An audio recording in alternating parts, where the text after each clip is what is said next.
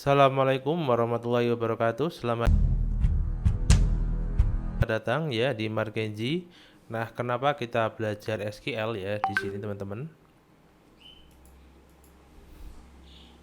Nah, SQL. Nah, di sini SQL itu sekarang atau kita kenal dengan mungkin nanti akan jelaskan kepanjangan dari SQL. Ini sangat apa ya? Sangat krusial banget bagi seorang business intelligence, data science, data engineer, database administrator, dan juga web developer. Nah, kenapa kok mereka memerlukan suatu SQL? Nah, SQL ini gunanya untuk apa?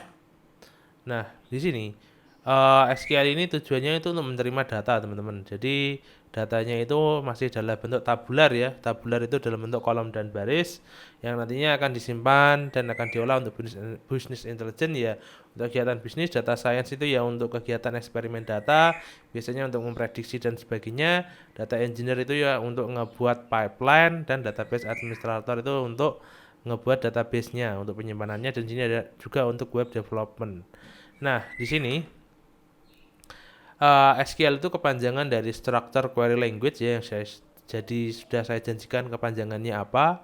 Kemudian di sini SQL ini adalah bahasa pemrograman yang secara khusus dibuat untuk bekerja dengan database.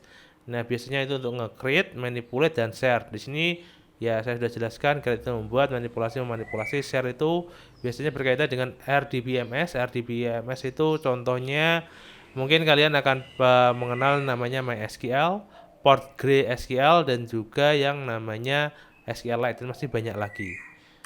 Nah, kemudian query itu tujuannya yaitu kita ke query data, kita querykan datanya, kemudian nanti dari laptop kita itu kita akan dapatkan suatu output. Nah, di sini namanya itu adalah querying data kalau biasa disebutnya, atau proses pengqueryan, dan kita akan dapat hasil outputnya. Jadi kita nggak ngambil datanya semuanya, tapi kita ambil yang kita perlukan saja.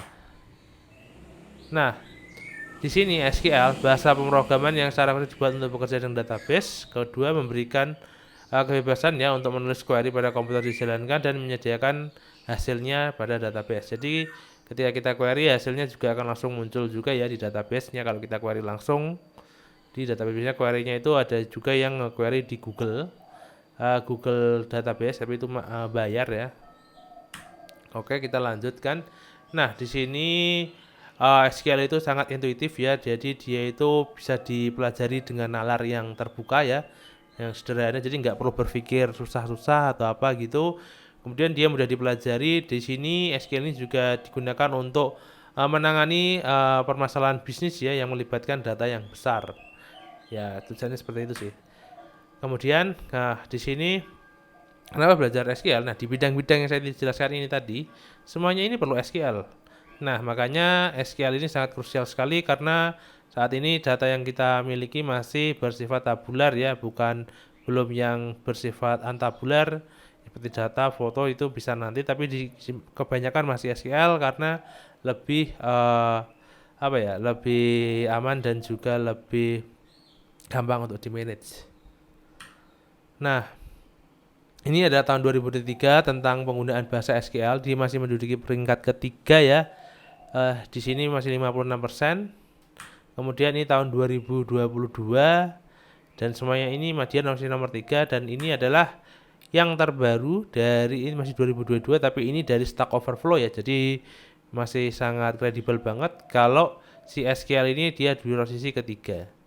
Nah, jadi tunggu apa lagi teman-teman, segera teman-teman belajar SQL ini bersama saya juga ya.